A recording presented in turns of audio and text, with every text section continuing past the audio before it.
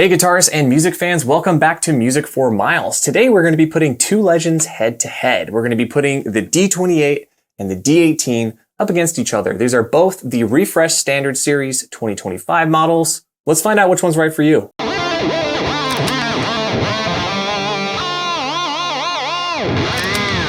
Hey guys, welcome to the channel. My name is Michael. This is Music for Miles. We cover all things guitar and music. If that's something that perks your interest, please hit the subscribe button and the bell notification so you guys don't miss out on future videos. All right, we're putting head to head the D-18 versus the D-28. These are both the 2025 refresh series. If you'd like some more information as to what's new with each model, I already did a full breakdown for the D-28 and the D-18, which you can find linked below or somewhere up here. This video is just going to focus primarily on sound, of how each guitar sounds different, the playability and comfort, and why the D-18 or the 28 might be the best fit for you. Now let's talk about the first major difference between these two models. It's going to be price. The D-18 is going to be more conservatively priced versus the D-28. Now you're going to save several $100s getting the D-18. The D-18 is going to also be a little bit lighter than the D-28. It's not going to have the diamond taper reinforced headstock, but it does include a lot of the 2025 refreshes, such as the angled nut, which also has improved string spacing.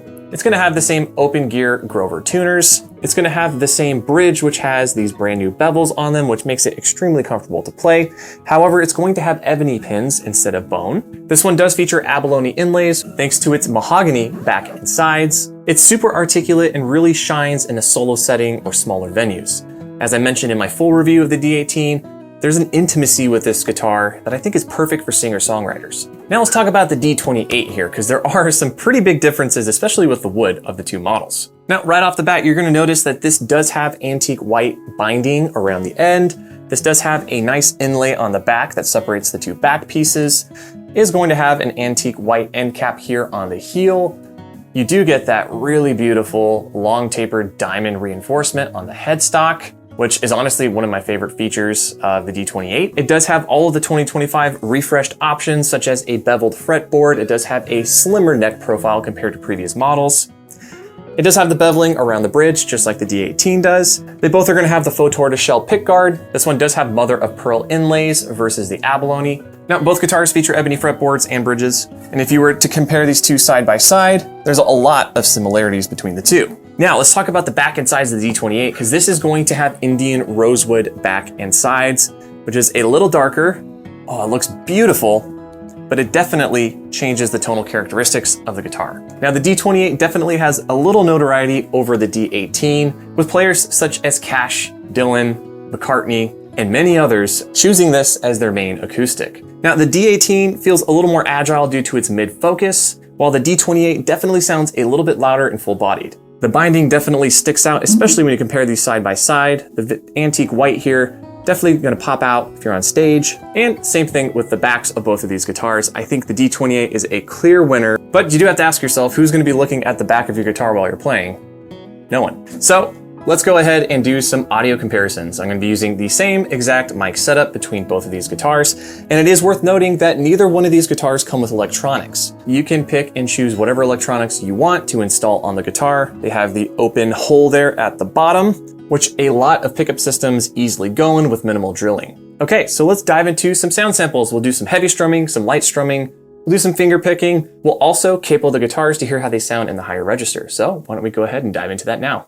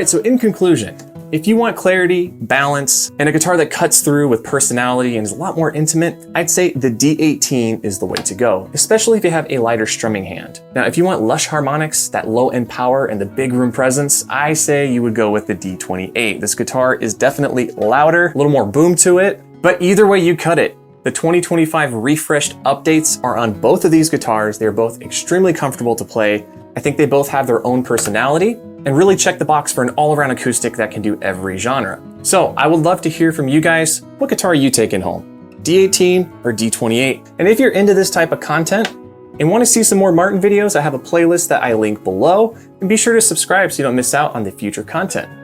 Till next time, I am Michael. Thanks so much for watching. See ya.